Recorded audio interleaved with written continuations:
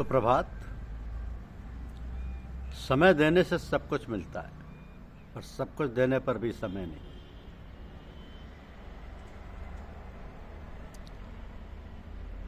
समय की कीमत है, समय बड़ा कम कीमती है। इस समय के समान कोई चीज़ कीमती नहीं है।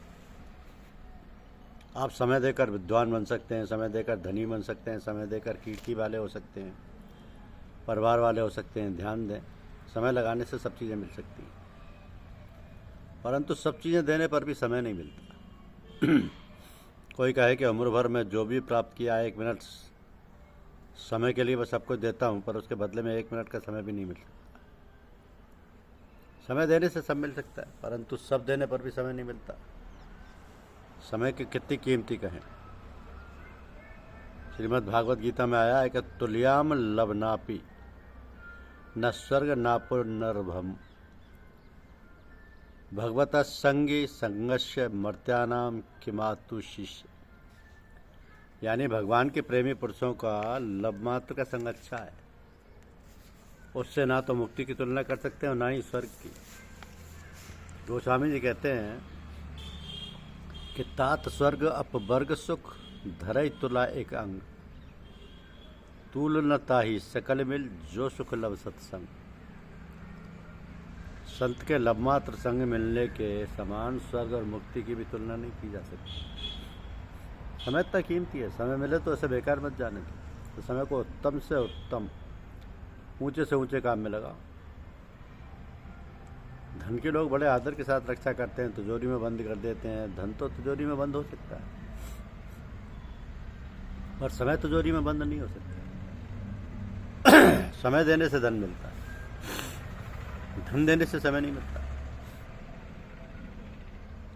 समय तो हरदम सावधान होने से ही सार्थक होगा, नहीं तो निरर्थक बीत जाएगा। जिन लोगों ने समय का आदर किया वे बड़े श्रेष्ठ पुरुष बन गए, वे अच्छे महात्मा बन गए।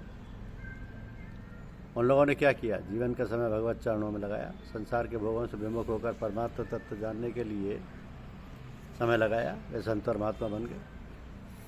समय के बराबर कोई कीमती चीज़ नहीं है संसार में।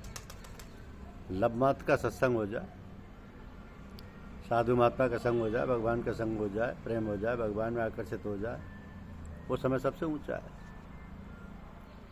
इस समय को उत्तम से उत्तम काम में खर्च करो। स्वाध्याय करो, जप करो, कीर्तन करो, सेवा करो, अच्छी पुस्तकों का पठन पाठन करो। विषय भोगों में ताश, हंसी, दिल लगी, नाच, तमाशा, सिनेमा, बीड़ी, सिगरेट आदि में समय बर्बाद करते हो। बीड़ी सिगरेट पीते हैं, चिलम पीते हैं। आप जरा विचार करो कि आपके पास जो समय है उसमें भी आग लगाते हो, धुआं करते हो, धुआं हो गया। धुआं आपका जो समय है उसमें भी आग लगती है। 5-7 मिनट आपने बीड़ी सिगरेट पी तो उस समय में भी धुआं लग गया। पैसे गए, समय गया, स्वतंत्रता गई। राम राम राम। अरे फ़ायदा क्या हुआ? किसी तरह का फ़ायदा नहीं। जो नहीं पीते उन्हें अपनी गंदगी दे दी, उनकी नाक में भी धुआं चढ़ गया। एक संत से किसी ने पूछा, महाराज आप बीड़ी पीते हो? तो वो बोले पीते तो नहीं, पर लोग पिला देते हैं। गाड़ी में बैठते हैं, लोग फूंक मारते हैं, अब क्या करें? तो जो नहीं पीना चाहे उन्हें लोग ऐसे पिला देते। बताओ, उन्हें तंग किया, दुख दिया, कहा है पर सरक धर्म नहीं भाई, पर पीड़ा सम नहीं अदमाई। दूसरों को पीड़ा दी तो आपको क्या मिला? दूसरों की स्वतंत्रता में भी तो बाधा डाल दी। आप सदा के लिए परतंत्र हो गए, वो भी धुएं के। ऐसे निकम्मे काम में समय लगाए। ये समय भगवान के लिए लगाओ तो भगवान मिल जाए, भक्त बन जाओ। जिनके लिए भगवान कहते हैं मैं हूँ संतन का दास, भगत मेरे मुकुटमणि। भगवान कहते हैं मैं हूँ संतन का दास, भगत मेरे मुकुटमणि। मुकुटमणि बन जाते हैं कौन? जो भगवान के चरणों में समय लगाते हैं। भगवान भी आदर करते हैं। उन्होंने क्या किया? अपने समय को भगवान के चरणों में लगाया। ऐसे समय से नष्ट करने के लिए ताश खेलने में, पत्ते पीटने में समय लगा दिया। राम राम राम। विद्याध्ययन करते, सेवा करते, दूसरों का उपकार करते तो समय का उपयोग होता। कितना बढ़िया काम होता है। वो समय ऐसे बर्बाद कर दिया। तो ये समय ऐसे नष्ट करने के लिए नहीं है। हमारी बहनों की दशा क्या है? इधर उधर की बातों में समय लगा देती हैं। राम राम राम। घर पर कोई बात करने को नहीं मिला तो पड़ोसी की यहाँ बातें करने चली जाती हैं, समय लगा देती हैं। अगर नाम जप करो, कीर्तन करो, रामायण का पाठ करो, दिन भर राम नाम करो तो निहाल हो जाओगी। मीराबाई की मुक्ति हो गई, इसमें क्या कारण था? भगवान का भजन किया, वो भगवान के भजन में लग गई, तो आज मीराबाई के पद गाए जाते हैं। भगवान में प्रेम पैदा होता है। कितनी ऊंची हो गई मीराबाई, संसार में प्रसिद्ध हो गई, उनका कितना ऊंचा नाम। परंतु किसी से यदि पूछो कि मीरा की सास का नाम क्या है, तो उत्तर मिलता पता नहीं।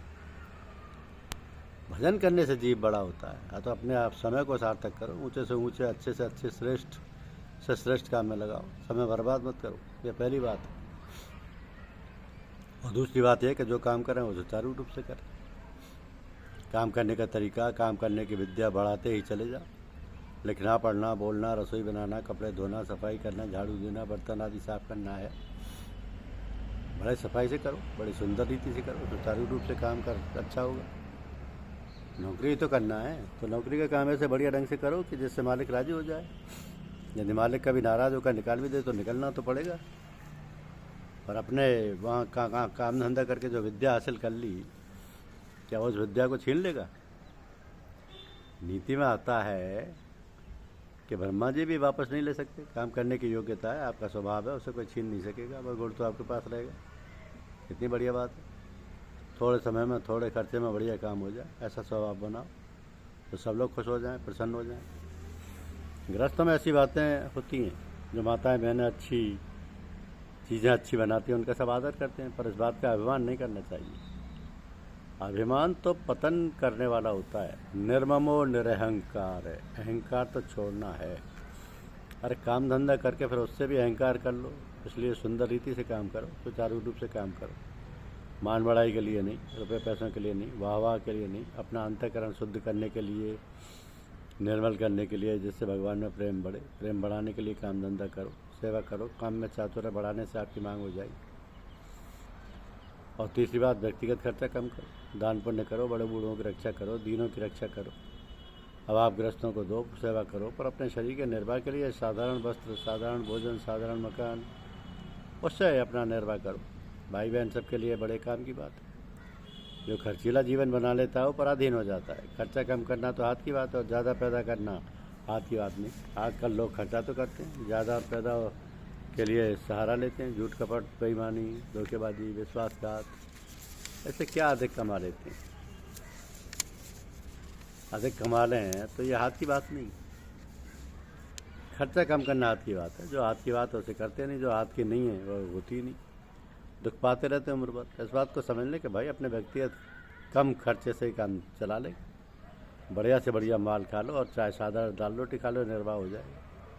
यदि शरीर बीमार है तो दवाई ले लो। निर्वाह की दृष्टि से तो कोई बात बहुत नहीं, कोई बात नहीं, परंतु स्वाद और शौकीनी की दृष्टि से ठीक नहीं। ये बहुत बड़ी गलती है। इससे बचने के लिए, स्वतंत्र जीवन बिताने के लिए खर्चा कम करो, और समय की कीमत करो, क्योंकि समय की कीमत है। धन्यवाद।